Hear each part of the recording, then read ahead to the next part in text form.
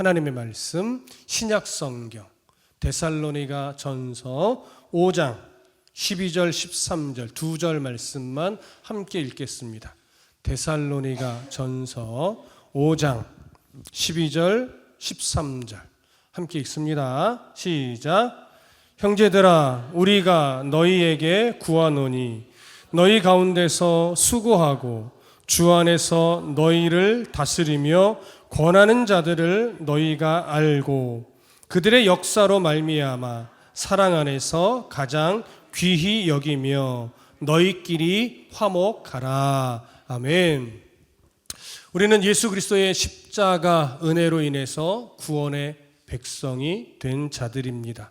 그래서 예수 그리스도를 믿는 그 순간 이미 예수님께서는 우리에게 전신갑주를 입혀 주셨죠.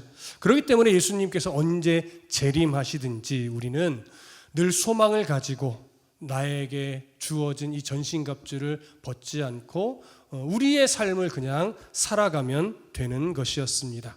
구원의 백성답게 하나님의 자녀답게 천국을 소망하며 어제처럼 오늘을 살고 오늘처럼 내일을 살면 언제 주님이 갑자기 오시든 우리는 아무 상관이 없는 그러한 하나님의 백성들입니다. 자, 이제 바울은요, 예수 그리스도의 재림을 건강하게 기다리는 성도들이 이제 실제 생활 가운데서 어떻게 살아가야 하는지 여러 가지로 권면하는데, 오늘 우리가 읽은 두 구절의 말씀은 특히 교회 지도자들과 어떤 관계를 유지하며 살아가야 할 것인가에 대한 부분입니다. 자, 다시 한번 12절 13절을 함께 읽습니다. 시작. 형제들아, 우리가 너희에게 구하노니 너희 가운데서 수고하고 주 안에서 너희를 다스리며 권하는 자들을 너희가 알고 그들의 역사로 말미암아 사랑 안에서 가장 귀히 여기며 너희끼리 화목하라. 자, 지도자들을 대하는 성도들의 자세를 교훈하는 내용인데, 먼저 사도행전 14장 23절에 가보면요, 바울이 저자가 누가가 어떤 내용을 기록했냐면 각 교회에 장로들을 택하여 금식 기도하며 그들이 믿는 주께 그들을 위탁하고, 이런 기록이 있어요. 이 말은 뭐냐면 사도 바울이 이제 선교행을 쭉 하다가 한 지역에 머물러서 복음을 전하고 이제 예수를 믿게 되면서 교회가 세워지게 되잖아요. 교회가 세워지면 항상 바울은 그 교회에 장로들을 선별했어요. 그래서 그들이 교회의 지도자가 돼서 성도들을 위로하고 권면하고 때로는 말씀을 가르치며 교회를 세워가는 지도자를 항상 세웠다라고 하는 의미가 됩니다. 이런 어떤 바울의 모습을 볼 때 데살로니가 교회에서도 분명 장로들이 세워졌을 가능성이 많습니다. 물론 바울이 데살로니가 교회에서 성도들을 가르친 기간이 매우 짧아요. 3주에서 5주 남짓, 그 어간밖에 가르치지 못했고 도망치듯 급히 데살로니가를 나오는 상황이었기 때문에 바울이 장로들을 세웠을 가능성도 있고, 조금 더 무게중심은 어디에 있냐면 바울이 교회를 데살로니가 지역을 떠난 이후에 성도들이 서로 추대를 해서 장로들이 세워졌을 가능성도 많이 있습니다. 어느 것이 옳은지는 모르겠어요. 바울이 세우고 데살로니가를 나갔을 수도 있고 성도들이 추대를 해서 장로가 세워질 수도 있겠지만, 중요한 건 지금 데살로니가 교회에 세워진 이 지도자들은 이들도 예수를 믿은 지 얼마 안 된 이들이에요.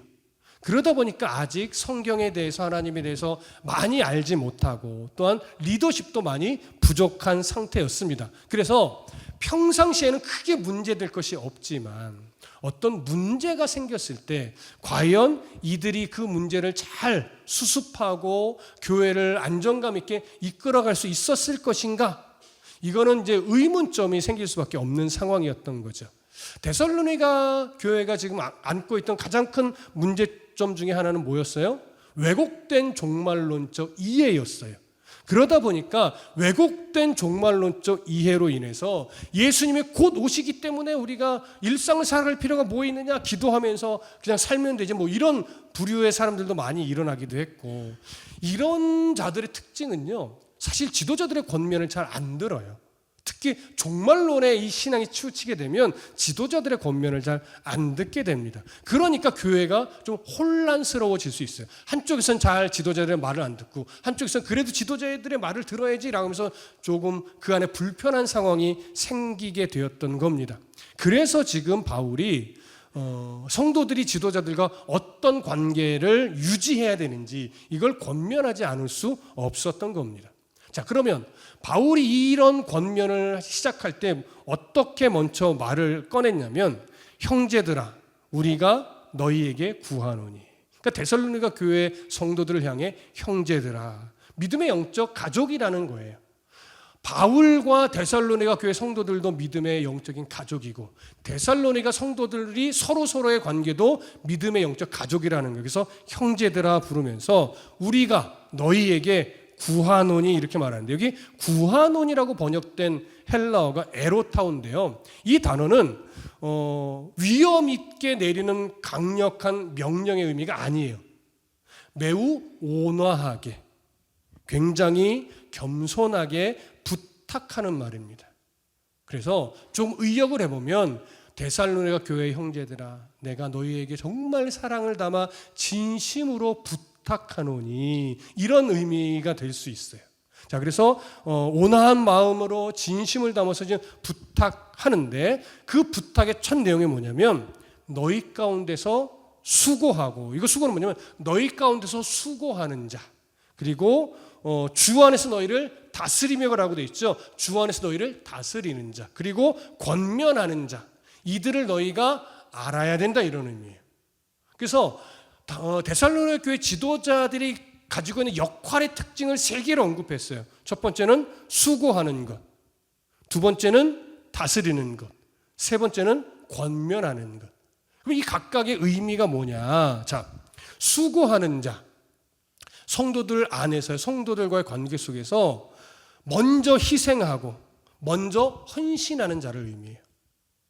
이것이 당시 교회 지도자들이 가지고 있어야 될 첫 번째 역할이에요. 군림하는 게 아니고요. 먼저 수고하고 먼저 헌신하고 있는 자, 이런 자들이 교회 지도자들이에요. 두 번째, 다스리는 자. 번역이 이렇게 되니까 어떤 느낌이에요? 성도 위에 군림하고 권위를 내세우는 어떤 이런 존재처럼 여겨지지만 여기서 다스리는 자로 번역된 헬라어는요, 그런 마음이 아니라 보살핀다는 의미예요. 그래서 다스리는 자 이렇게 됐지만 사실은 보살피는 자 이렇게 번역하는 것이 더 좋아요. 성도들의 어려움을 살피고 성도들의 마음을 살피며 성도들을 보살피는 역할을 하는 자, 이 사람이 교회 지도자예요. 그 다음에 권하는 자. 이 권하는 자라는 건 뭐냐면 성도들이 말씀을 기준으로 볼 때 잘못된 길로 갔을 때 그 길이 잘못됐다라고 지적을 해주면서 바른 길로 가도록 애정 어린 권면을 하는 자. 중요한 건 뭐예요? 애정 어린. 오전에 됐던 말씀을 근거로 하면 하나님의 마음을 담고 예수 그리스도의 사랑을 담아서 권면하는 자. 복음의 길에서 벗어나지 않도록 이렇게 권면하는 역할이 바로 세 번째 권면이에요. 자, 그러면 이 세 가지 역할이 가지고 있는 특징은 결국 어떻게 정리될 수 있어요? 교회 지도자라고 하는 것은 명령을 내리거나 섬김을 받으려고 하는 그런 권세의 자리가 아니다라고 하는 거죠. 교회를 건강하게 세우기 위해 먼저 수고하는 자이고 성도들을 따뜻한 마음으로 돌보는 자이고 그리고 성도들에게 말씀을 기준으로 하여 바른 길을 안내해 주는 이런 역할을 하는 자가 바로 교회 지도자라고 하는 거예요. 이 말씀을 준비하면서 저를 돌아보니 어떤 면은 그래도 조금 잘하고 있는 것 같고 어떤 면은 너무 부족하고 이런 걸 느낍니다. 그래서 교회의 지도자라고 하는 것은, 목회자라고 하는 것은, 사역자라고 하는 것은 군림하거나 대접받는 자리가 절대 아니고 먼저 수고하고 마음을 다해 보살피고 그리고 말씀을 기준으로 하여 바른 길을 안내해 주는 역할을 하는 자, 이런 자가 바로 교회의 지도자라고 하는 건데, 이제 이어지는 말씀이 더 중요해요. 오늘 12절은 이렇게 연결합니다. 너희 가운데 수고하고 주 안에서 너희를 다스리며 권하는 자들을 너희가 알고 이렇게 표현되어 있죠. 알고. 이 안다라고 하는 의미를 잘 이해하셔야 돼요. 그럼 너희가 알고 너희가 알아야 한다. 이게 어떤 의미의 안다는 걸까요? 이 안다는 것은요, 지켜보라는 거예요. 유심히 살펴보라는 거예요. 그러면 살펴본다는 것이 뭐예요? 정말 지도자가 지도자의 위치에서 수고하는 지도자인가? 보살피는 지도자인가? 그 다음에 말씀을 근거로 길을 잘 안내하려고 노력하는 지도자인가? 이걸 보라는 거예요. 그래서 그걸 볼 때 부족한 것이 있지만, 연약함이 있지만 그 역할을 하려고 애쓰고 있는 교회 지도자라면 그 역할의 가치를 인정해주고 존중해 줄 수 있어야 한다는 거예요.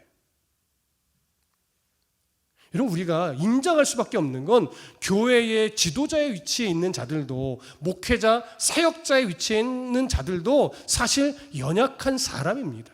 그러니 인격적으로나 신앙적으로 부족함이 있을 수 있지요. 부족함이 있을 수 있어요. 그럼에도 그 지도자들을 존중해줘야 하는, 그 사역자들을 존중해줘야 하는 이유는 뭐냐면 그들이 가지고 있는 역할의 그 출발점이 무엇에서부터 시작하고 있기 때문에, 복음에서부터 출발하고 있기 때문이에요. 자, 이 말의 의미를 잘 들으세요. 이 말은요, 다시 정리하면 교회 지도자, 교회의 목회자나 사역자를 표방한다 하더라도 그 역할이 복음에서 출발하고 있지 않는다면, 그리고 그 역할이 먼저 수고하려고 하는 태도가 없다면, 그리고 전혀 성도를 돌보려고 하는 의지가 없다면, 그리고 복음으로 정말 말씀 안에 바른 길로 제시하려고 하는 그런 태도가 없다면 사실 존중할 필요가 없다는 것과 똑같아요. 여러분, 저도 목회자니까 이런 말을 하면 제 발등을 찍는 것과 똑같지만, 사실 아무리 목회자라고 이름이 붙어 있어도, 사역자다, 목회자다 이름이 붙어 있어도 그가 수고하는 자요, 보살피는 자요, 근데 바른 길을 제시하는 자가 아니라면, 그리고 그 사역의 출발점이 복음이 아니라 자기 욕망이라면, 자기 탐욕이라면 그건 존중할 대상이 아니라는 거예요. 그래서 너희가 알고라는 표현을 쓰는 거예요, 여러분. 살펴보라는 거예요. 어리석게 맹종하지 말고 바보처럼 무조건 예예예 하지 말고, 아무리 목회자라고 하는 이름표를 붙이고 있다 하더라도 그 목회자의 역할의 출발점이 복음에 있는지, 그리고 그 역할이 정말 먼저 수고하는 자인지, 정말 보살피는 자인지, 말씀을 기준으로 바른 길을 안내하는 자인지, 그 역할을 하고 있다면 연약하고 부족함이 있어도 존중해 주라는 거예요. 근데 그게 아니라면, 그 출발점이 복음이 아니라면, 자기 탐욕이라면 매일 필요 없다는 거예요. 존중하지 말아야 돼요. 무슨 말씀 이해되세요? 그거는 목회자가 아니잖아요. 목회자는 이 역할을 하는 자가 목회자예요. 사역자예요. 근데 이 역할을 안 하고 있는데 안수 받으면 목회자인가요? 안수는 사람이 주는 거예요. 안수는 하나님이 세웠다라고 여기고, 그가 공부한 것, 그가 결심한 것, 헌신을 각오한 것, 이걸 통해서 교단 차원에서 그냥 인정하고 사람이 안수를 주는 거예요. 그것이, 그 안수가 정말 목회자로서의 하나님이 허락하신 안수임이 뭘로 증명돼야 돼요? 그 사역의 출발점이 복음에 있는가? 여기서 확인이 되어야 되는 거예요. 그 사역에 수고하는 사역이고, 보살피는 사역이고, 말씀으로 바른 길을 안내하는 사역인가? 여기서 증명이 되어야 되는 거예요. 근데 이것이 증명이 안 된다면 그게 무슨 목회자냐고요. 목회자 아니에요. 그러니 존중하지 않아도 돼요. 물론 욕하고 싸우라는 건 아닙니다. 매이지 말라는 거예요. 그래서 가끔 말씀드리지만 제가 정말 존경하는 목사님이요, 설교 시간에 그런 말을 해요. 여러분, 목회자는 신이 아닙니다. 그러니 목회자가 잘못 설교하고 목회를 잘못하고 있다면 권면하셔야 됩니다. 근데 권면을 안 들으면 어떻게 해야 돼요? 할 때 목사님 단호하게 말해요. 교회를 떠나시라고. 안 떠나고 맹종하듯이 복종하듯이 있으니까 목회자가 자기가 잘못하는 줄 모른다고. 저는 정말 동의했어요. 여러분, 이태희 목사가 어느 순간 바뀌어서 교회 목회를 자기 욕심으로 한다면 여러분 직언하셔야 돼요. 근데 그래도 교만해서 말을 안 듣는다면 그냥 떠나셔야 돼요. 그래야 제가 정신을 차려요. 근데 그게 아니라 열심히 바르게 애쓰는데 인간적인 연약함과 어떤 부족함이 보인다면 그건 좀 품어주십시오. 바르게 하려고 하다 보니 연약함이 생겨나는 건 그건 여러분들이 좀 이해하고 품어주셔야 될 내용이지만 제가 복음에서 출발하지 않고 있다면, 먼저 수고하는 태도를 잃어버리고 있다면, 보살피거나 말씀으로 바른 길을 제시하는 이 역할을 하고 있지 않다면, 게으르게 하고 있다면 그건 어떻게 돼요? 여러분들이 떠나시는 게 맞아요. 이런 관계가 올바른 관계입니다. 이런 목회자를 만나는 것도 복이고 이런 목회자와의 관계에서 존중하면서 함께 교회를 세워가는 것 정말 중요한 거예요.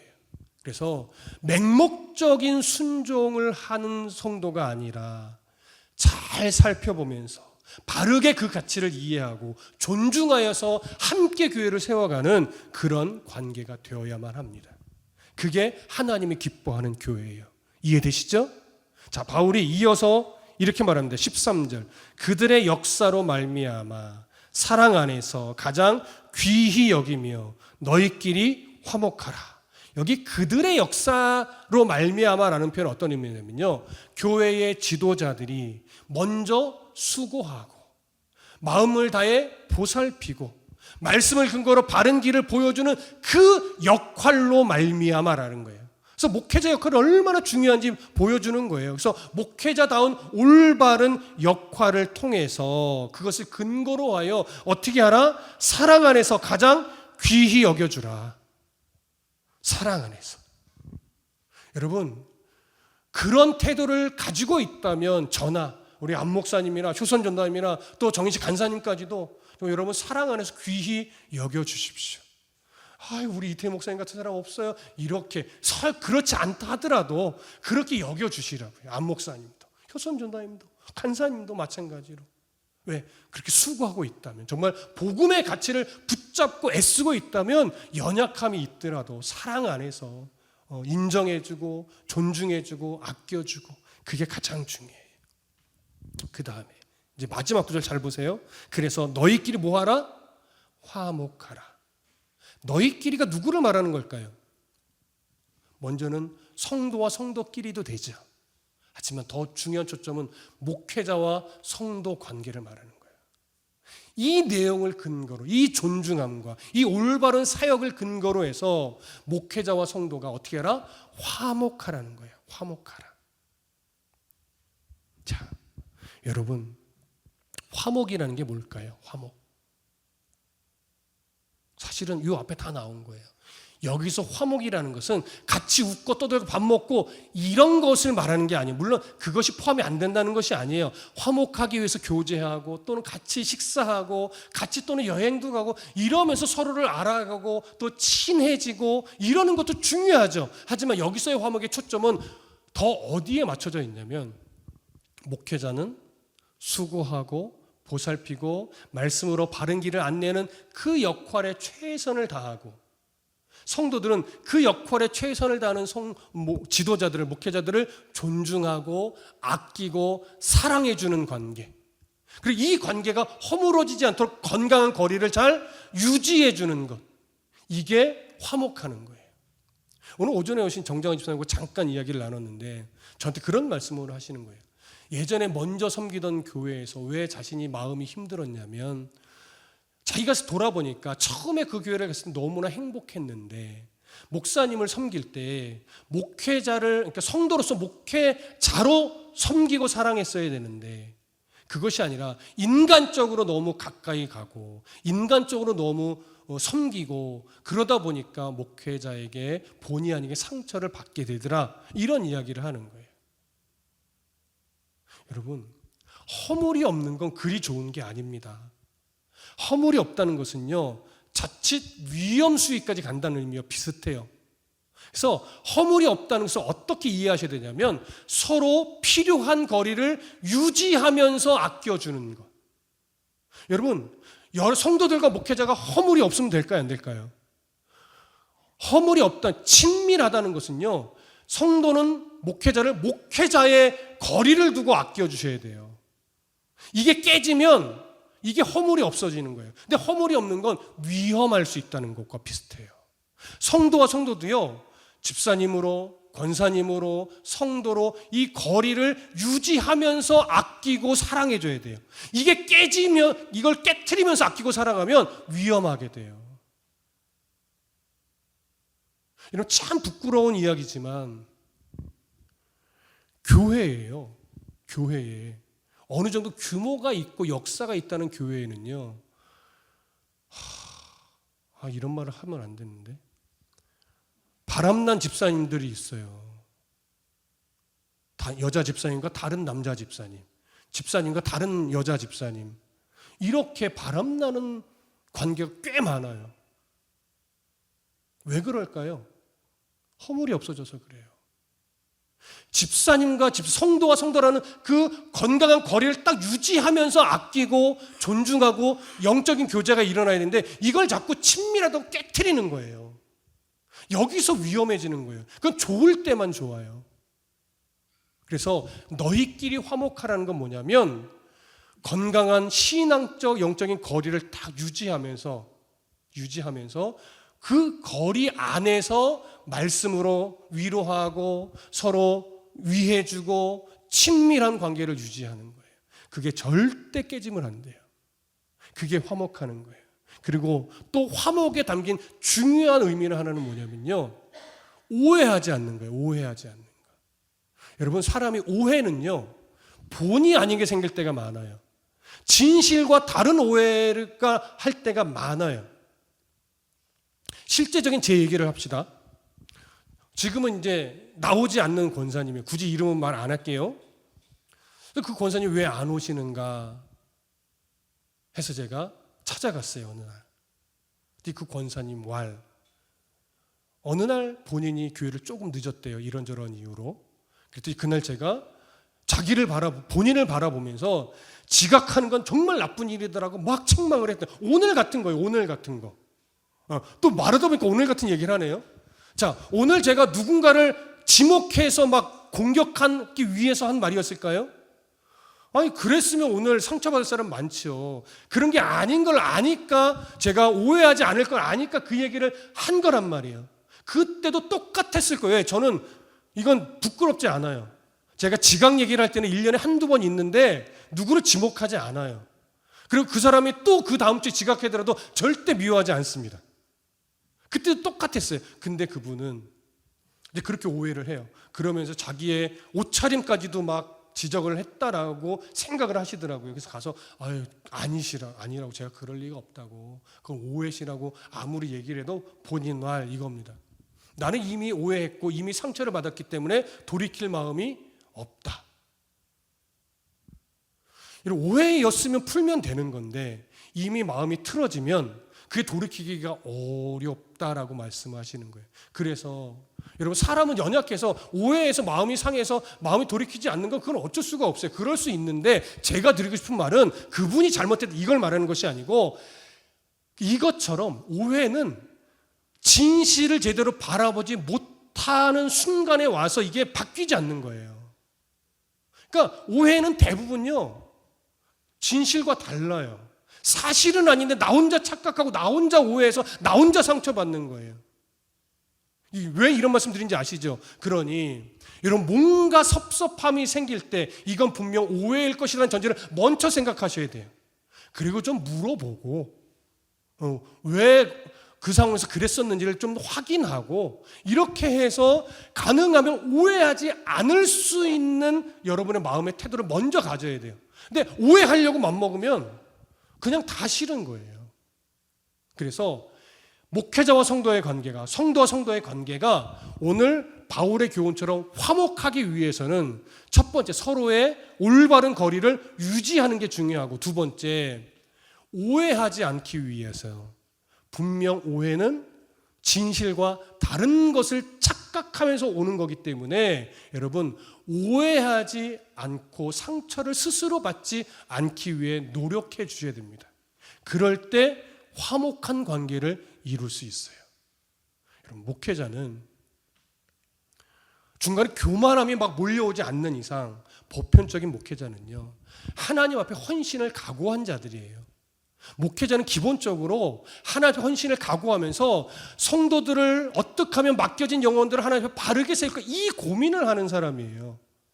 절대 성도를 싫어하거나 미워하거나 이러지 않습니다. 그게 어느 순간 탐욕이 들어갈 때는 그럴 수 있지만, 탐욕이 들어간 게 아니라면 절대 목회자가 성도를 향해 미움이나 시기나 질투를 갖지 않아요. 그런데 오해는 목사님이 나를 싫어해, 목사님이 나를 미워해, 오늘 목사님 설교를 통해서 나를 공격했어, 이렇게 여기는 거예요.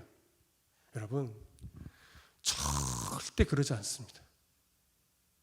제가 교만해지지 않는 이상, 제가 탐욕의 눈이 어두워지지 않는 이상 절대 그러지 않습니다.